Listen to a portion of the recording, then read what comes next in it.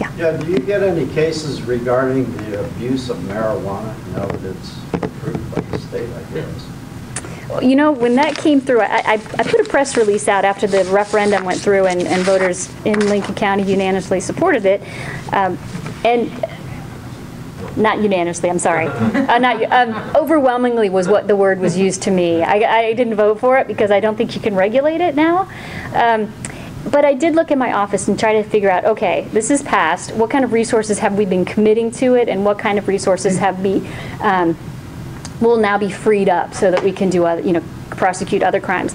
And I had a total of 14 cases pending at that time, and none of the cases pending at that time were marijuana. No, sorry, 4 of those cases were marijuana alone, and they were all deliveries. So all of my marijuana cases at that time had meth. They were in a meth house, heroin, those kinds of things.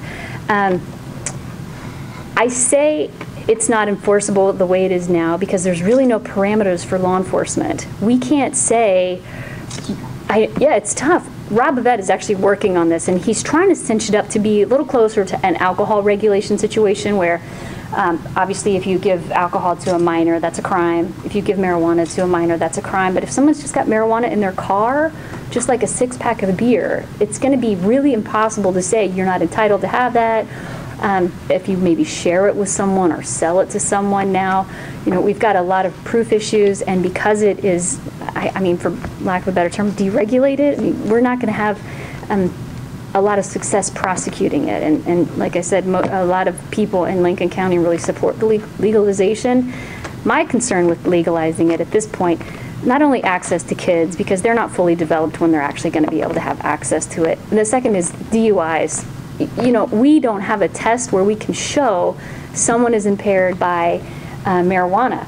There are times where people come in and they are completely out of it. Our law enforcement have arrested them because this person is not safe to drive. They come in, they blow a 0-0 on their blood alcohol, but it's because of marijuana.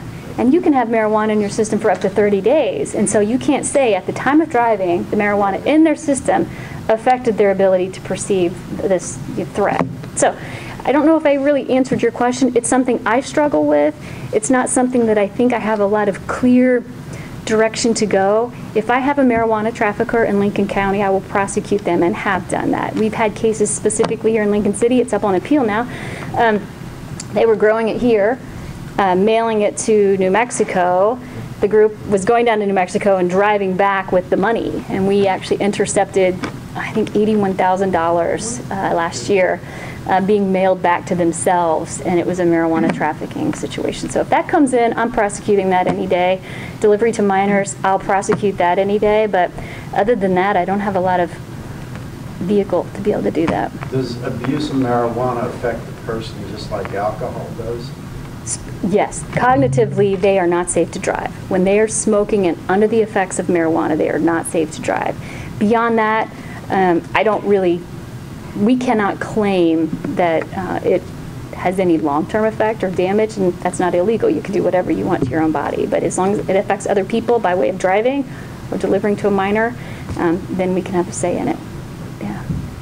Do you know, do Colorado or Washington have any laws that get marijuana drivers that have had too much? They have, no.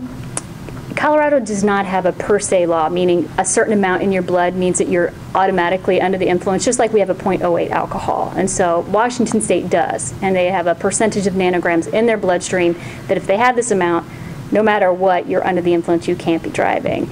Our group has decided that that's not accurate because you could smoke and have your blood taken very soon in time after that and not have those levels in your system because you're not a habitual user or for whatever reason. We are all working on a presumptive test, meaning some way on scene to be able to test to see if they are under the influence of marijuana. It's just not come to fruition either in Colorado or Washington. Well, but in relation to that, I thought there was a sort of presumptive type thing. If you cannot complete certain tests or tasks or behavior, it doesn't matter what your blood alcohol level is or anything else. Sure. What you're missing is the 0.08 equivalent. That's right. What you're saying. Sure. And it's all subjective. And I got a lot of your Lincoln City officers, Oscar Escalante, Sean Carter, all those folks. I'd take them up to court any day and say, convince this jury that this person was under the influence when you stopped them driving that certain night. So I do that, and we can tell very regularly someone has marijuana in the car or blood is taken and later on marijuana in their system. It helps, but you're right, we don't have that .08 that we can give a jury, and it's not successful very much. I can tell you there's tons of times where we go up, just give it to the jury, and they say, officers say is not enough. So, like I said, we still work on it though, because I think that's the biggest risk that marijuana has for us now. Since it's legal everywhere, you know, a lot of the cartel folks are getting out of the business of it, so it's going to make it a little safer. You had a question to that? So then this is where police car video is .08. Right. So Sean comes up there and says this, oh, and let's play a video of how this went. I mean, and that can help about 50% of the time. Yeah. I can tell you, I have had video where a person does not look impaired. They're doing the field sobriety test.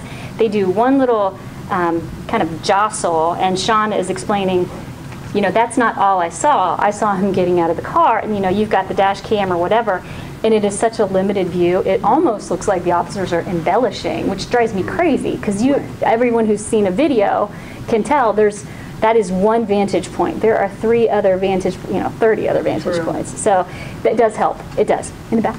So there's a lot of police departments who are going to policemen wearing cameras at all times. Can you talk about that in Lincoln County? Toledo and Newport already do. They have, and the wildlife team at the Oregon State Police already have body cams.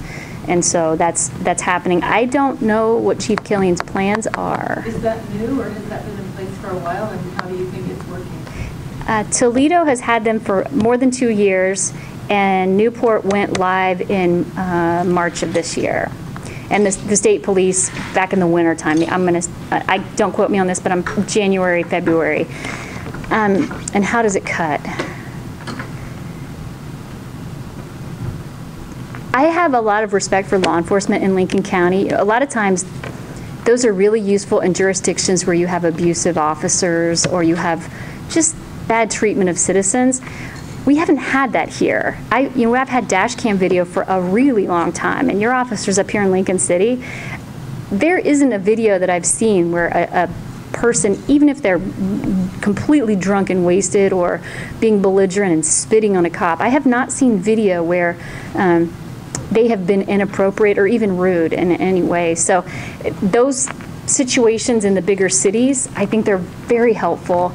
In the smaller counties, I'll only speak for Lincoln County. I can tell you that its use is probably going to prevent us from going to trial so much, because if you see a person's interview on the video, it's really hard to say, no, I didn't say that, the officer's lying. So I think that would be helpful, but for any other purpose, like I said, your Lincoln City officers do a really good job. Yeah? Talk to me about tolerance levels for crimes against children. Oh. Well, I was part of the child abuse team, and I still cover for the MDT team. If we can prove it, we're filing on it. You know, there's times where you just can't prove it. You know, kids under 3, nonverbal. Those are tough cases. If we have evidence that we can go forward, we do. That burden has been carried almost solely by my chief deputy, J.W. Hupp. He is an amazing prosecutor. He takes on all of the sex cases, all the child sex cases. The abuse cases get spread around the office. There are very few times where anything abuse-related or sex-related do not go straight to trial, or at least to some sort of plea. The caveat with that is if it's going to be worse for the child. I do have some wiggle room when DHS comes to me and says, you know, this family's in the crisis situation, it's not going to help to have a felony father, and maybe you can help me do something. And those are the times where I'll put them in the domestic violence court and say, earn your way out of a felony. And sometimes it does involve kids, but it is rare that that is the situation.